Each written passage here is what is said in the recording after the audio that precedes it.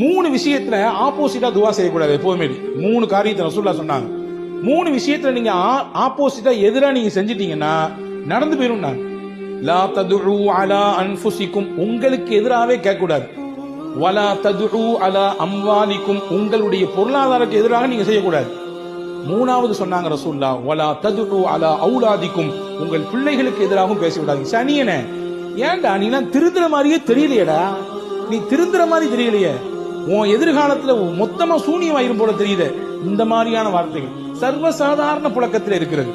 நீங்கள் அப்படி செய்வது கோபத்தில் செய்யலாம், அந்த வார்த்தையை வெளிப்படுத்தலாம், அல்லது ஏதோ ஒரு நெருக்கடியிலே இப்படி சொல்லலாம். ஆனால் அது உங்கள் பிள்ளைகளின் வாழ்க்கையிலே பழித்து போய்விடலாம், உங்கள் பிள்ளைகளின் எதிர்காலத்தை அது சீண்டி பார்த்து விடலாம். எனவே நீங்கள் மறந்தும் கூட இந்த மூணு விஷயத்தில் எதிராக நீங்கள் துவா செய்து விடாதீர்கள் என்றார்கள் பெருமானார் ஸல்லல்லாஹு அலைஹி வஸல்லம்.